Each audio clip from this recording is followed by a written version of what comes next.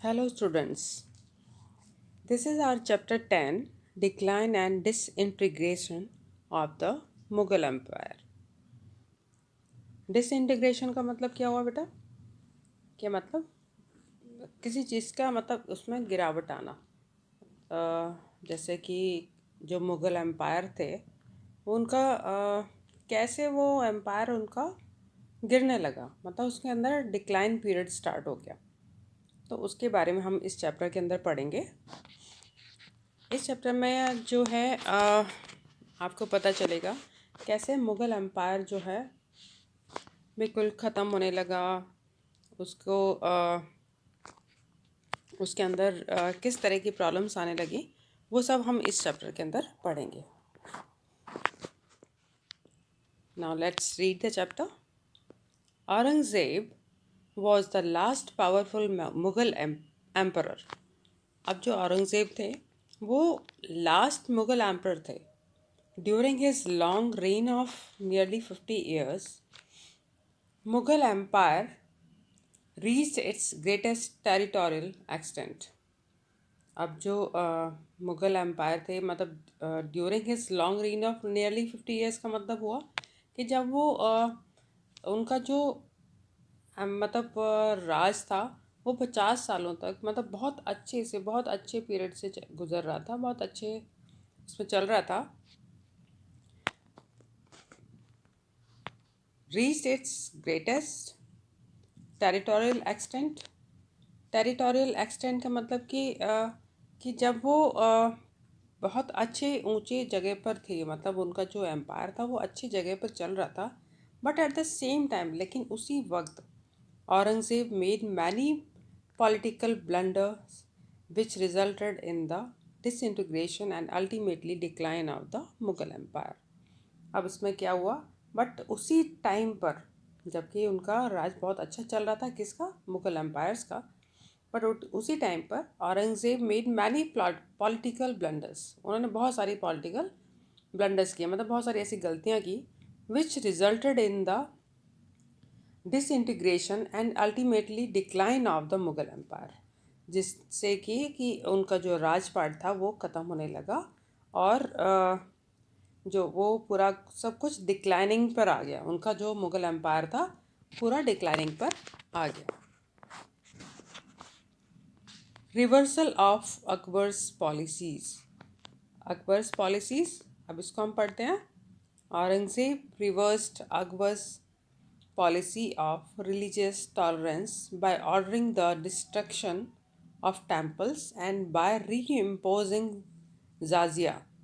अब देखिए, Aurangzeb reversed Akbar's policy of religious tolerance, मतलब जो अकबर ने जो पॉलिसीज़ वगैरह बनाई थी, by ordering the destruction of temples.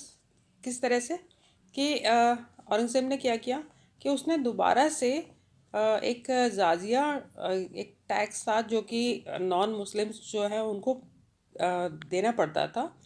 तो नॉन मुस्लिम्स कौन थे? मतलब जो हिंदूज़ वगैरह हैं, है ना, उनको एक टैक्स देना पड़ता था कि वो लोग जो भी वहाँ पे रह रहे हैं या कुछ भी जो कुछ काम कर रहे हैं, कुछ भी चीज़ें उसके लिए लेके उनको टैक्स देना पड़ता था, जो कि दोबारा से इस मतलब औरंगज़ेब ने उसको रीइम्पोज कर दिया था। रीइम्पोज मतलब दोबारा से उनके ऊपर लागू कर दिया था।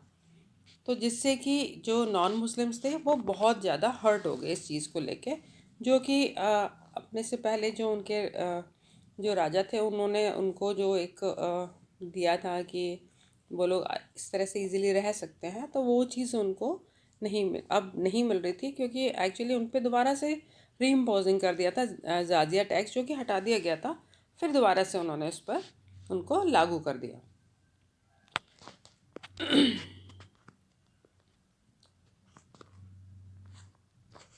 Revolt by the Jats and Satnamis. Under the pressure of high-end land revenue increased by Aurangzeb. अब क्या था कि अब प्रेशर इतना हो गया था कि औरंगज़ेब ने जाट्स एंड जतनामीज पे जो थे, हु वर द पीजेंट्स और communities of north Indian revolted, जो कि पीजेंट्स थे। पीजेंट्स मीन्स आपको पता ही है कि जो हम उनको कहते हैं, किनको? किसानों को बोलते हैं। उनकी जो कम्युनिटीज़ थी north Indian revolted, These revolts not only disrupted the collection of land revenue but also disrupted trade and travels, क्योंकि उनके ऊपर एक प्रेशर बना दिया था। Under the pressure of high land revenue increase by Aurangzeb, क्योंकि औरंगजेब ने जो है और ज़्यादा इंक्रीज कर दिया था लैंड रेवेन्यूज वगैरह को लेकर, जो कि जाटन सतनामीज पे थे। Who were the peasants and communities of north India revolted, जो कि कम्युनिटी थी किसकी, जो किसानों के जिन्होंने कि इन सब चीज़ों पे एक रिवोल्ट मतलब एक विद्रोह की भावना इन लोगों के अंदर आ गई थी। These revolts not only disrupted the collection of land revenue, जिसने कि इस collection of land revenue को लेकर ही उनके अंदर एक भावना नहीं गलत हुई थी, but also disturbed trade and travels, जिसने कि बाद में ट्रेड और मतलब व्यापार और जो ट्रैवलिंग जो जो उनको मिलता था लैंड मतलब रेवेन्यू वगैरह उनको मिलता था, उस पर भी उनका असर आया था।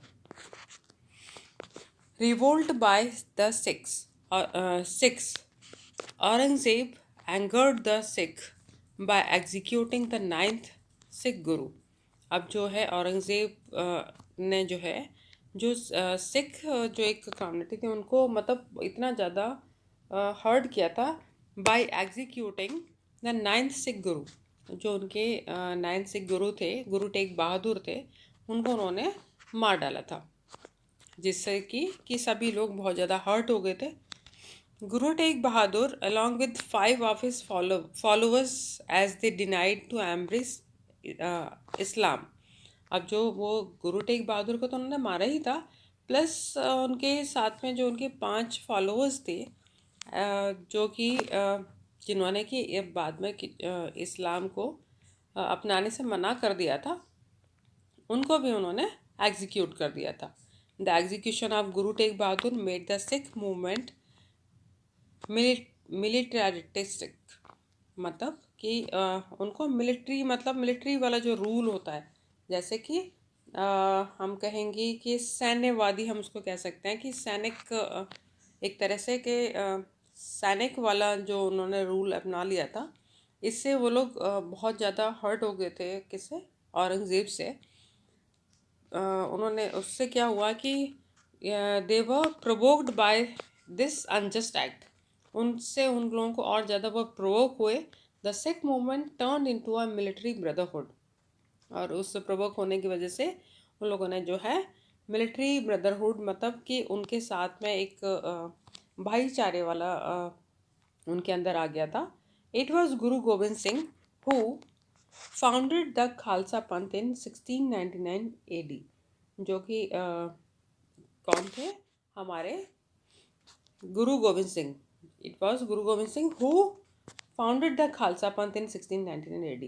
He fought against the Mughal forces, जो कि मुगल फोर्सेस के अगेंस्ट वो।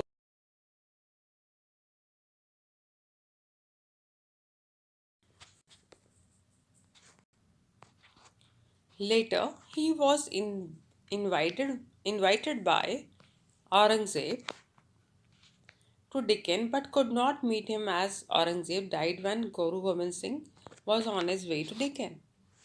अब जो है कि he was invited bye Aurangzeb, मतलब जो गुरु गोविंद सिंह जी थे, मतलब उनको इनवाइटेड मतलब इनवाइट मीन्स उनको बुलाया गया था उनको कि आप मतलब आने के लिए, बट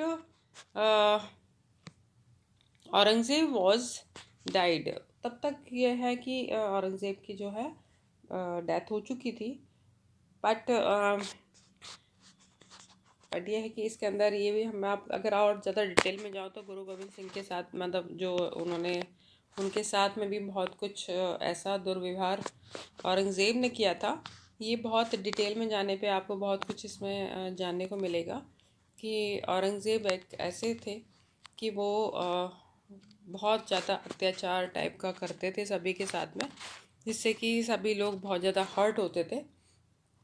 तो इसमें फ़िलहाल मैं आपको इतना ही बताना चाहूँगी फ़िलहाल कि औरंगज़ेब की डेथ हो चुकी थी when Guru Gobind Singh was on his way to Deccan. जब औरंगज़ेब जो है उनकी जब डेथ होगी, जब गुरु गोविंद सिंह जब डेक्कन के वे पे थे, जब वो आ रहे थे उस जगह। Rift with the Rajputs. अब ये है कि औरंगज़ेब का मतलब ये जो रिफ्ट की बात यहाँ पे आ रही है, मतलब दरार जो पड़ना है विद राजपूत्स, जो राजपूतों के साथ में जो उनके बीच में जो एक अनबन सी हो गई थी, उसके पीछे जो उसका कारण था वो क्या था। Aurangzeb hurt the sentiments of the Rajput of Marwar.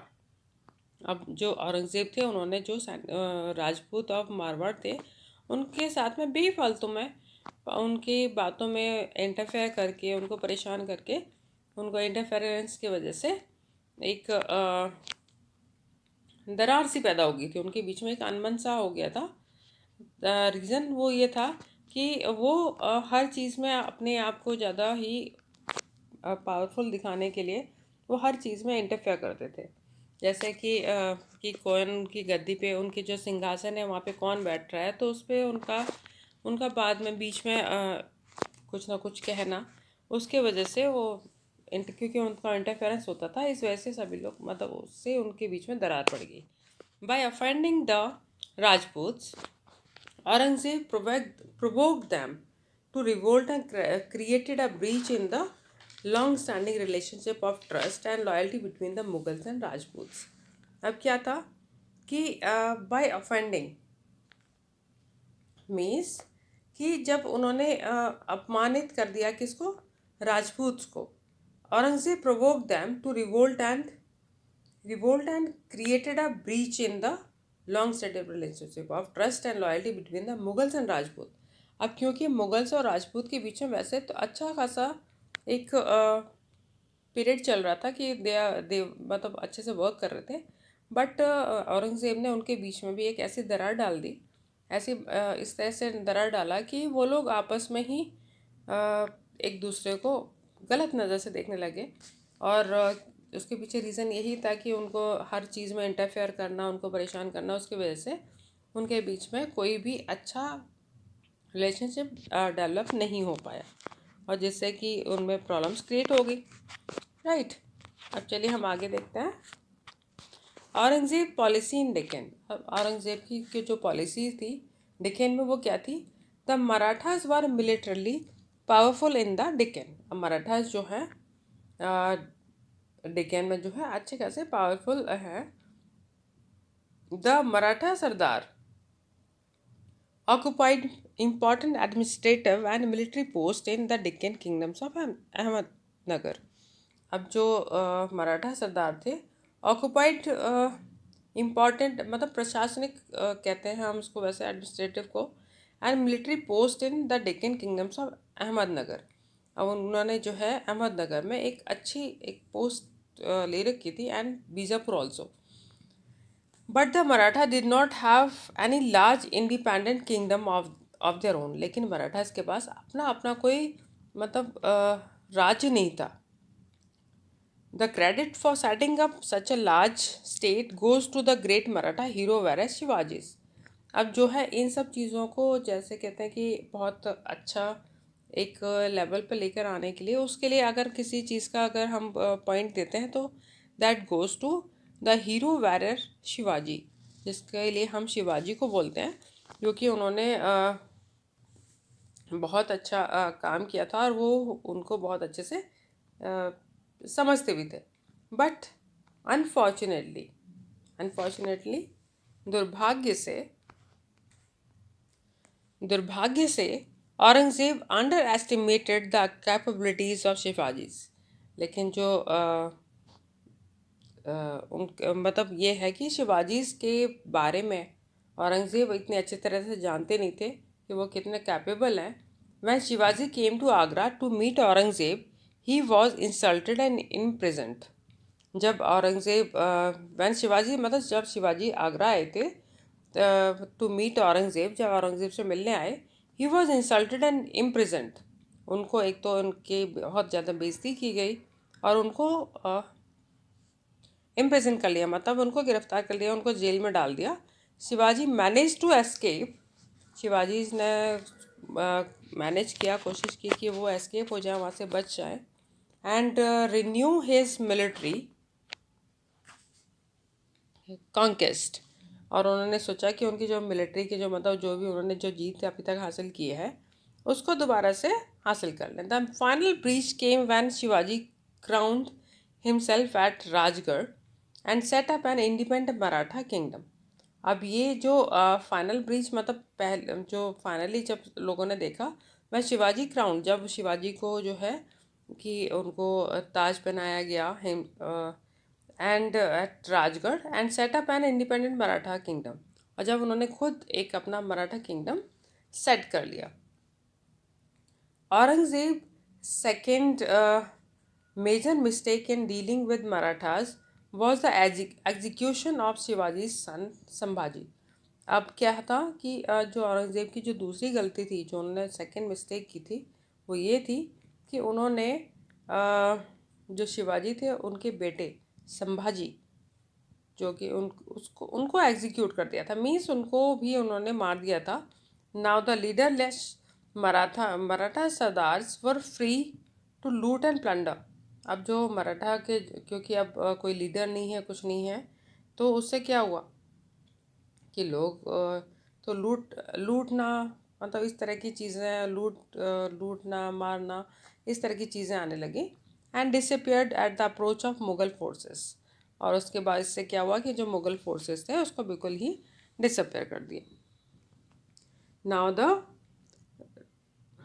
Now the Marathas sardar spread all over Deccan. अब इससे क्या हुआ कि जो मराठा सरदार थे वो पूरे डिकेन में फैल गए, इधर उधर फैल गए। And the Mughal forces found it very difficult to fight so many opponents. अब जो मुगल फोर्सेस थे वो इनसे, मतलब मराठा से लड़ने के लिए बड़े परेशान हो गए कि कैसे लड़ें, कि वो तो जगह जगह पर थे, हर जगह पर उन्होंने उसको फैला दिया था। किसने? मराठा सरदार ने जो है वो चारों तरफ फैल गए थे। मराठा सरदार, अब आप सोच रहे होगे कि मराठा, मैं बार बार कह रही हूँ कि सरदार, बार बार सरदार का हम वर्ड यूज़ कर रहे हैं, तो मराठा उन्होंने क्या है कि बहुत सारे, मतलब इस तरह के सरदार, मतलब लीडर्स बना दिए गए थे, जिनको जो लीड करते थे अपने उस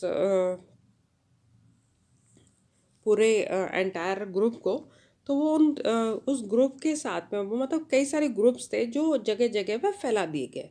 शायद इस तरह से आप लोगों को बेटा समझ में आ रहा होगा कि इस तरह से फैलने की वजह से अब उससे क्या हुआ, जो मुगल फोर्सेस थे वो बड़े परेशान हो गए to fight so many opponents. अब वो सोचते थे कि इतने सारे सरदार हैं, मतलब इतने सारे लीडर्स हैं, अब हम इनसे कैसे लड़ें, हमसे हमारे, मतलब हम कैसे लड़ाई करेंगे। It is very difficult to fight so many opponents. अब इतने सारे ओपोनेंट्स हैं, उनसे हम कैसे लड़ें। For 5.5 years from 1700 AD to 1705, 1705 AD, Aurangzeb ran restlessly from one corner of the Deccan to the another.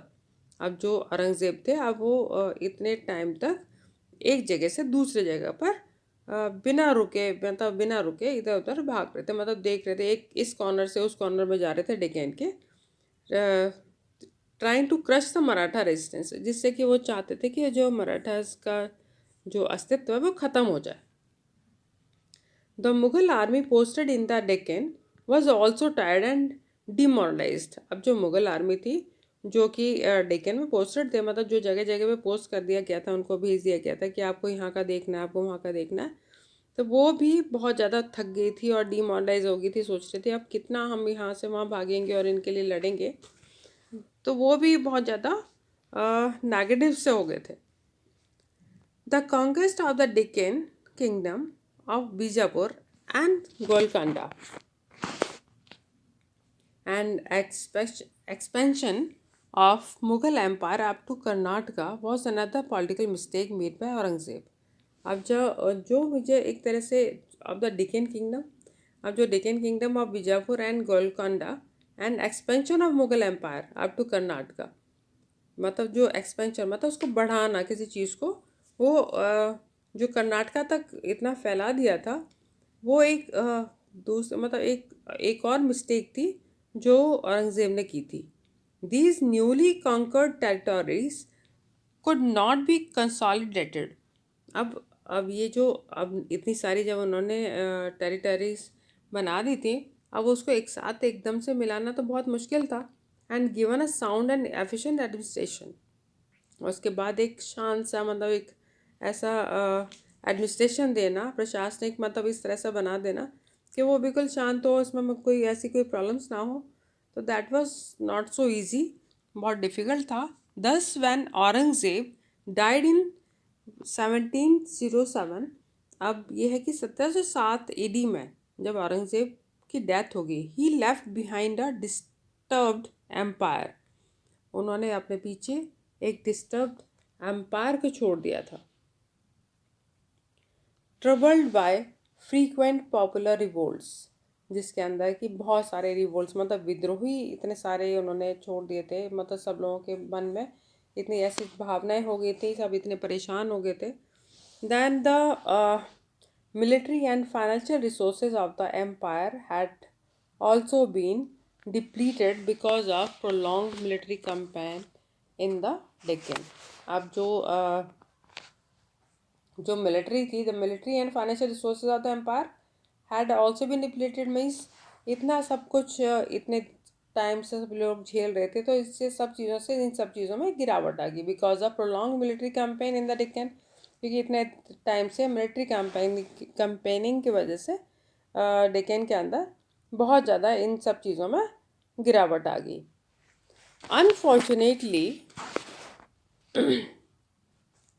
Unfortunately, Aurangzeb's successors were weak and inefficient. अब जो अगर अब दुर्भाग्य से देखा जाए कि औरंगज़ेब के जो सक्सेसर्स थे वर वीक एंड इनएफिशिएंट, वो बहुत ही कमज़ोर थे और इनएफिशिएंट थे। They could not stop the administrative decay, अब वो जो उनका जो प्रशासन था वो उनका जो जिस तरह से गिर रहा था, ख़राब हो रहा था, तो वो उसको मतलब रोक नहीं पा रहे थे वो। The frequent revolts and the financial crisis troubled the Mughal Empire after the death of Aurangzeb. अब जो फाइनेंशियल क्राइसिस मतलब पैसे से भी उनको इतना ज़्यादा नुकसान हो रहा था।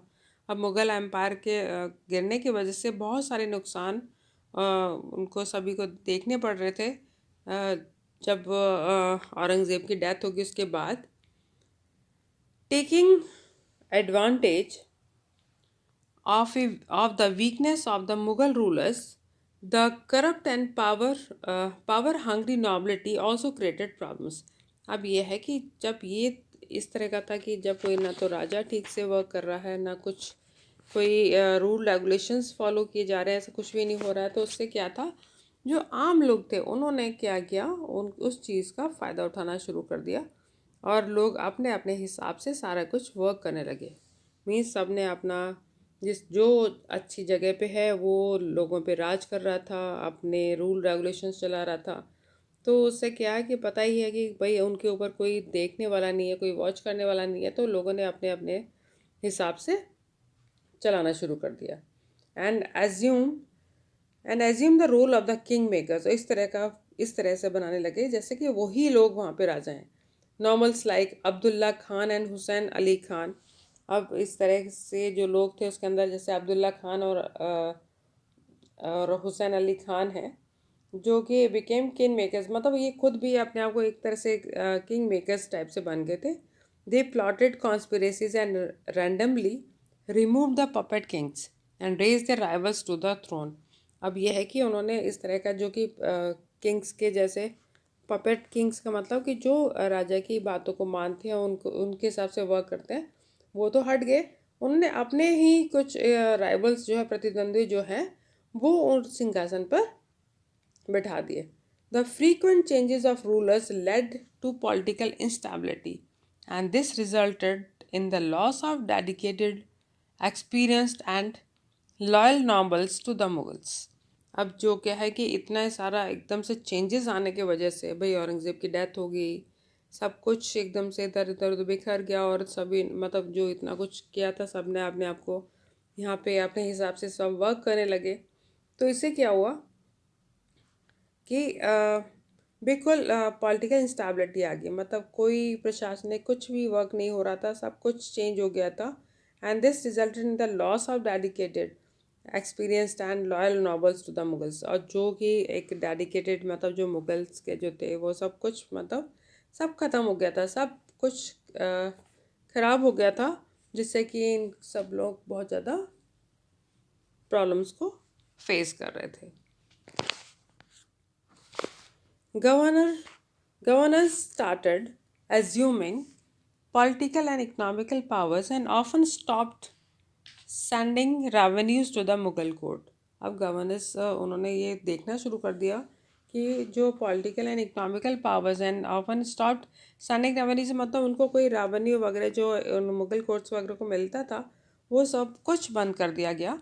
Apart from this there was frequent revolts. अब इससे क्या हुआ कि क्योंकि उनके पास में ऐसा कुछ भी नहीं, उनको कोई फ़ायदा हो रहा था ना कुछ मिल रहा था, तो जो पीजेंट्स से नॉर्मल जो फार्मर्स वगैरह थे, जो किसान वगैरह थे, वो लोग मतलब एक तरह से रिवोल्ट उस पर आ गए, मतलब विद्रोह की भावना उन लोगों में जाग गई। और जो जमींदार थे often cause by the pressure of high land revenue, उन्होंने क्या करना शुरू कर दिया, उन्होंने जो है ज़मीनों पे अपना मतलब ज़्यादा टैक्स लेना, मतलब उस पर ज़्यादा इस तरह का रेवेन्यू वगैरह उन्होंने इम्पोज करना शुरू कर दिया। Sometimes sometimes the local chiefs too revolted and asserted their independence. और बहुत बहुत बार में ये हुआ कि जो चीफ थे, मतलब चीफ मीन्स जो प्रमुख जो वहाँ पे होते हैं, जैसे कि जो प्रमुख उस पे मतलब कि जो वर्क कर रहे हैं वहाँ पे टॉप उस पे, वो लोग खुद ही उनको इतना ज़्यादा मतलब इतने ज़्यादा इस तरह से परेशान कर दिया दैट कि वो अपने ही हिसाब से सब कुछ चला रहे थे। The later Mughals fail to stop this.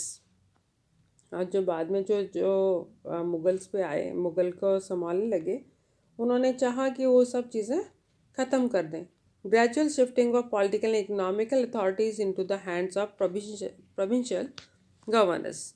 अब यह है कि जब उन्होंने सोचा कि अब ये सब जितने भी पॉलिटिकल एंड इकोनॉमिकल अथॉरिटीज़ थी वो किसको देने, वो गवर्नर्स को, जमींदार्स को एंड लोकल चीफ्स को। This gradual political disintegration added to the growing financial crisis. या इतने सारे चेंजेस की वजह से इससे क्या हुआ कि लोगों में जो है कि फाइनेंशियल क्राइसिस आना शुरू हो गया। अब इस तरह की प्रॉब्लम्स जब क्रिएट होंगी, जब कि राजा वहाँ पे ठीक से वर्क नहीं करेगा, मान लीजिए कोई चीज़ को देख रहा है और उसकी चीज़ों में काम ठीक से नहीं हो रहा है, तो उससे क्या होगा कि पॉलिटिकल भी, एडमिनिस्ट्रेटिव भी, हर तरह से कुछ ना कुछ प्रॉब्लम्स क्रिएट होते रहीं और सब कुछ एक डाउनफॉल पे चलता रहा, मतलब सब कुछ डाउन जाता रहा क्योंकि इतने सारे प्रॉब्लम्स क्रिएट होने की वजह से। अब हम बाकी नेक्स्ट देखते हैं फॉरेन इन्वेशंस के बारे में। इन्वेशंस का मतलब बेटा होता है जैसे किसी पे कोई हमला कर देना। इन्वेशन मीन्स हमला होना, उसकी हम बात करते हैं, या आक्रमण टाइप का, इस तरह का वर्ड ही हम यूज़ कर सकते हैं इसके लिए। The inherent weakness of the already dwindling Mughal empire was completely exposed with the Persian invaders.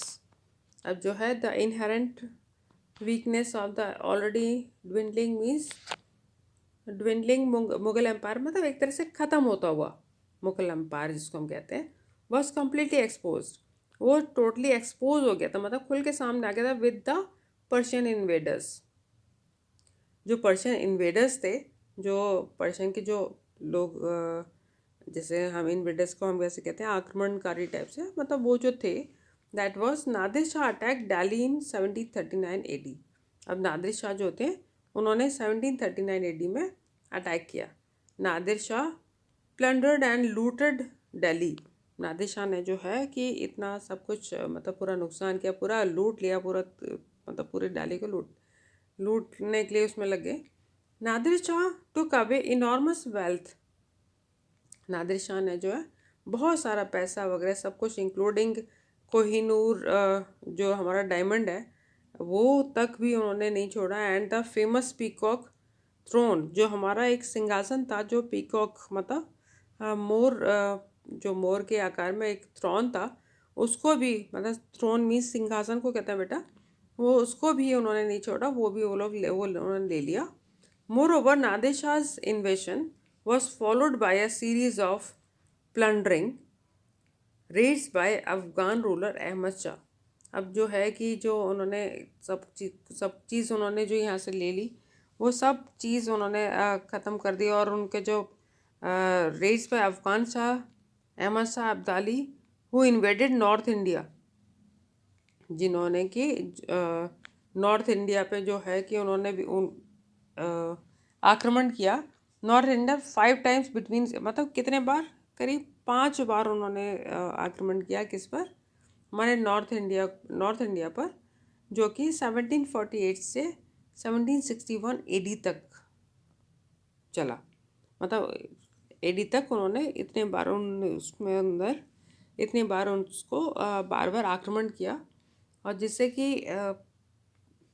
आपको ये पता चलेगा इसमें कि वो कितना हमारा जो एम्पायर था पूरा कुछ सब कुछ ख़त्म हो गया। सब कुछ आपने देखा होगा, इतना देर से मैंने आपको समझाया तो आपको समझ में आया होगा कि ये सब चीज़ें कि एक राजा ने कि उसको जिसके हाथ में सब कुछ था, जबकि सब each and everything was going well and good, but Aurangzeb ने क्या किया कि उन्होंने अपने फ़ायदे के लिए, अपने सब चीज़ों के लिए सब चीज़ें उन्होंने ख़राब कर दी। एंड जिसकी वजह से कि उन्होंने रिफ्ट पैदा कर दिए। रिफ्ट पैदा करने के बाद औरंगज़ेब के जो पॉलिसीज़ वगैरह थी वो ही सब कुछ इतना कुछ डिफ़र कर रही थी, जिससे कि बहुत सारी प्रॉब्लम्स क्रिएट हो गई। So students, this was the part 1 of your chapter. In the part 2, we will study the next topic. So bye bye and take care.